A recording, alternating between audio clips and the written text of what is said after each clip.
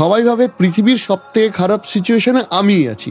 এই ডিফিকাল্ট টাইমেও বা এই পারফেক্ট জিনিসগুলো ভাববে কি করে তারা? ডিফিকাল্ট সিচুয়েশনে ভালো ভাবতে গেলে আগে নিজেকে এভাবে ভাবতে হবে, আমি যে চ্যালেঞ্জে আছি এর থেকেও বড় চ্যালেঞ্জে অনেক মানুষ আছে। ওই যে একটা খুব সুন্দর গল্প আছে না, একজন প্রফেসর প্রত্যেকটা স্টুডেন্টকে বলেছে প্রত্যেকের প্রবলেম এখানে লিখে দাও, এবং প্রবলেম লিখে দেওয়ার পর বলছে ধরো তোমার প্রবলেম সলভ হয়ে গেছে, তাহলে তুমি কি করবে?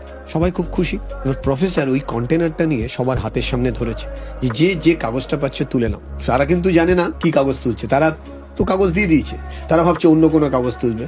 তোলার পর দেখছে একজনের প্রবলেম অন্যজনের কাছে গেছে।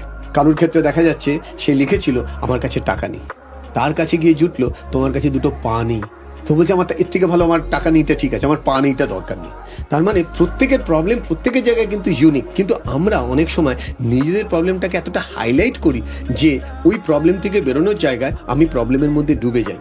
যে কারণে বলা হয় when you inside the problem, inside the challenge, you never find the answer, you have to go back। মানে খুব সুন্দর একটা এক্সাম্পল আমার এক টিচার একবার দিয়েছিলেন, 20 ফুট বাই 20 ফুট একটা হোর্ডিং, যেটা হয়তো অনেক ওপরে লাগবে, ওই হোর্ডিংটা নিচে নামানো আছে।